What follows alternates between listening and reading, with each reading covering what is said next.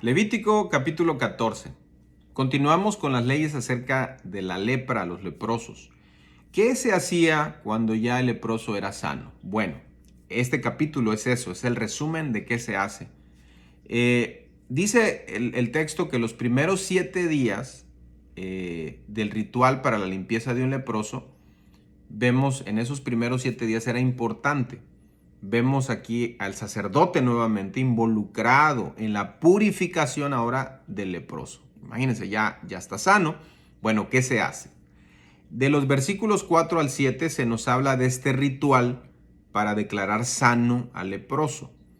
Esto se hacía fuera del campamento. El sacerdote iba, porque acuérdense que ellos estaban fuera del campamento, iba y corroboraba que el leproso estaba sano ya, y se hacía un ritual afuera del campamento. Se mataban 2 aves, no voy a dar así todos los detalles, pero para que tenga usted una idea, se mataba un ave, se derramaba esa sangre y la otra ave, porque se requerían 2, se mojaba con esa sangre junto con otros elementos y luego esa sangre se rociaba 7 veces.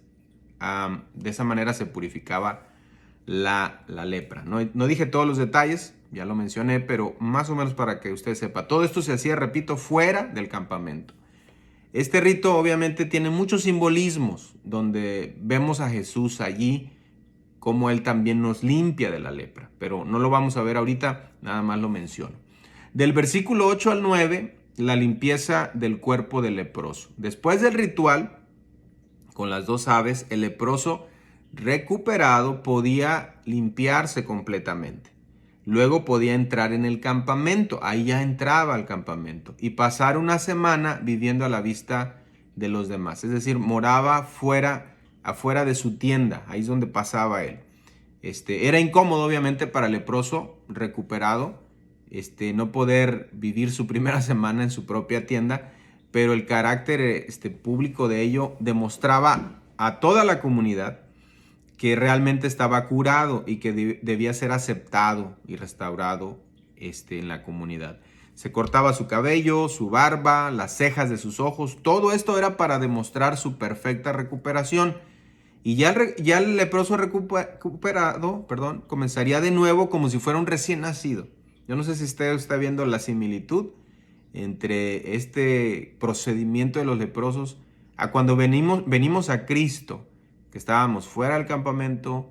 Ahí el Señor nos salva, nos acerca a su presencia y tenemos un tiempo de ir cambiando, de que los demás ven nuestro cambio. Somos cartas abiertas, dice la palabra de Dios. Después del versículo 10 al 11 se habla del ritual al 8º día. Fíjense, se declaraba que ya estaba sano. Luego pasaban 7 días en el campamento, pero en una tienda. Y luego al 8º día se hacía precisamente otro ritual donde se presentaban ofrendas de expiación. Del versículo 10 al 11, repito, y esta presentación ya se hacía en el tabernáculo. Fíjense, estaba fuera del campamento, ahora ya está dentro del tabernáculo, ¿no? Él presentaba su ofrenda, y era una ofrenda considerable porque eran 2 corderos y una cordera de 1 año sin defecto y 3 décimas de flor de harina. O sea, sí era bastante, ¿no? El movimiento es interesante, repito, como desde fuera del campamento este leproso es traído hasta el tabernáculo. Así es como somos en Cristo Jesús. Nos trae desde allá y nos mete a su presencia. De los versículos 12 al 18 se nos explica que la sangre del animal y el aceite se le aplicaba al ex leproso ahora de manera similar cuando se ungía a un sacerdote. Era como un ungimiento realmente, como que ya lo estaban ungiendo, lo estaban consagrando de nuevo. Esto era glorioso. Del versículos 19 al 20 se nos narra el sacrificio por el pecado, el holocausto y la ofrenda sobre el altar. Todo esto se hacía. De los versículos 21 al 23 se les da una opción a los leprosos que no tenían estas ofrendas o los recursos por su pobreza, no tenían las condiciones. Se les da otra opción de presentar ofrenda, pero todos presentaban esta ofrenda. Y finalmente, una ley más. De los versos 33 al 35 se nos habla de si encontraran moho u hongo en una casa. ¿Ok? quería Dios prevenir precisamente la plaga de la lepra. Esta ley no era tanto para las tiendas de los judíos, sino para cuando entraran a la casa de Canaán, donde iban a tomar posesión. Ahí iban a entrar en casas ya hechas, ya construidas. Así que si se encontraba, repito, moho u hongo en las paredes de la casa, tenía que reportarse. Y de los versículos 33 al 53 se nos narra, se nos describe cómo el sacerdote examinaba esa casa. Seguida la examinación, había muchas formas, ahí están descritas. Si se extendía este hongo o moho después de las cosas que se describen ahí que hay que hacer, si se extendía, si se seguía extendiendo, fíjense, la casa era derribada completamente. Y los restos se sacaban fuera de la ciudad, a un lugar inmundo. O sea, ni siquiera se quedaban ahí dentro.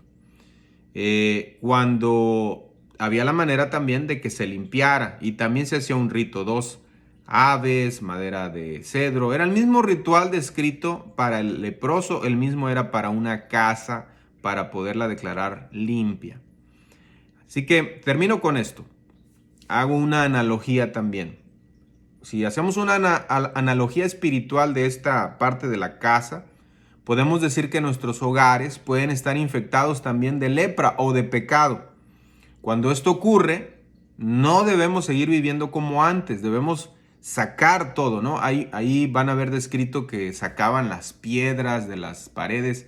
Bueno, es lo mismo, es necesario hacer cambios radicales cuando encontramos pecado en nuestro hogar. Puede ser que haya que quitar, desechar algo.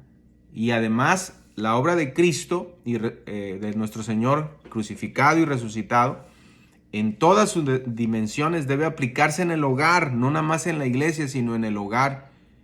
Todo ese arrepentimiento y esa consagración para Cristo, repito, no es solo en la iglesia, en la casa de Dios, sino en nuestros hogares y en nuestras casas, porque ahí también puede permanecer el pecado. Que Dios nos ayude a identificarlo y como sacerdotes de Dios ahora limpiarnos y purificarnos.